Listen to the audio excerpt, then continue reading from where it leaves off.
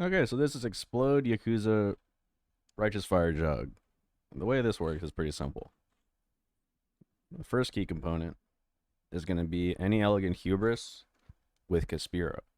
And that gives you this Supreme Ostentation keystone that lets you ignore all the attribute requirements in your gear, but you don't get bonuses. So the downside to this is for Jug, all the strength nodes that we're replacing, you no longer get life from them. So you're going to have to make up for it in other ways, right? But the bonus is you can Yakuza your whole fucking tree. Like every single node, every single tribal node, wham. That is a tattoo. All right. So that's the first step. If you don't want to put it in this area because it gets rid of the elemental divine judgment and ailment effect over here, it's actually quite a lot of damage. And especially if you're gonna path over here and you haven't gone to a cluster jewel setup yet, this might not be the, so I would recommend you put it down here. All right. All right, but and then you would lose all this max res over here, and you would grab that keystone. There's a couple other places, but you get the gist of it. But you need Caspiro for what I'm doing here. All right. The second step, all right, is you're gonna go with 24 explode tattoos on every single strength node that you can find. All right, and the only exception to that is I went with a couple max res tattoos, like yeah, well, let's go over this. Okay, so explode tattoo, right? It's the first component of this.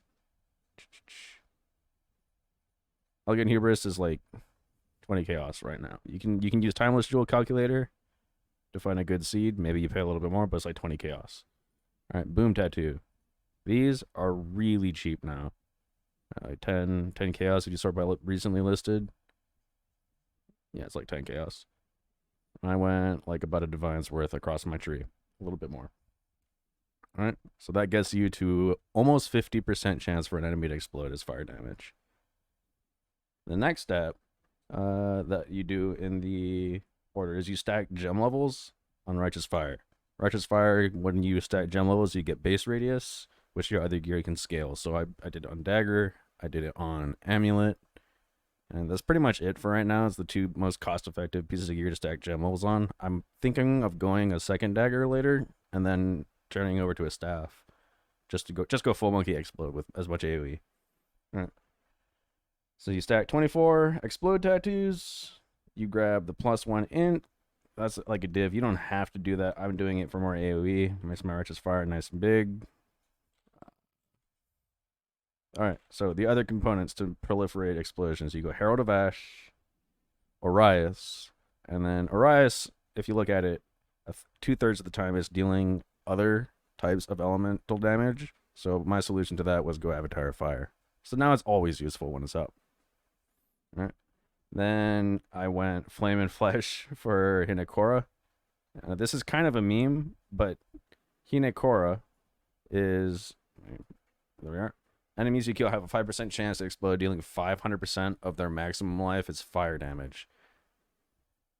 That doesn't sound like a lot of chance, but the damage is absolutely huge. It's massive when it pops. If it pops on a single mob, 1 in 20, that pack is gone.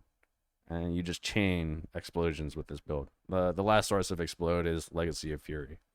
I'm not entirely sure how the calculation for chance to explode rolls on an enemy if the wording of them all is different. Because if you look at the tattoo, it's 2% chance to explode, dealing a tenth of their life is maximum life is fire damage.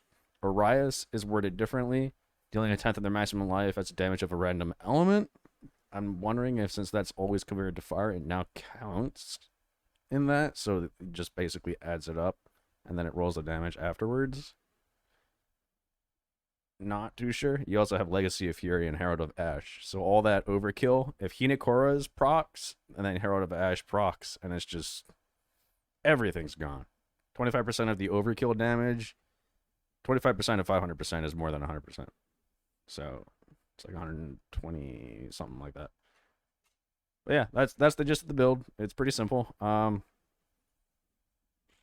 These flame flash combos, the gear that I'm using, the most expensive piece is probably the crafted gear and Oriath's. Yeah, Oriath is at 8.9. Hinekora's, the flash is 120. The flame's 1.4 did, but I put a live search up and I got both for less or like 100 chaos each. You can also go max res tattoos, become a little bit tankier. I found the best spot for it really was right here. At one point, I had 2 more, but then my lasers popped, and I grabbed these 2, and so I need 2 points over here. I actually need to tattoo this. This is the one that I gave earlier, the 24. That's the 24th. Yeah, you could also put an additional point here, rework the tree, whatever, what have you. But yeah, the gist of it is just blow everything up. Dagger, helmet, doo-doo helmet, good amulet, good dagger, Death's Rush, because with this setup, I'm using Unrelenting to help out with my defenses for Chaos Res. But yeah, once you get a good armor on Jugg, you either want this node or you want this node, not this.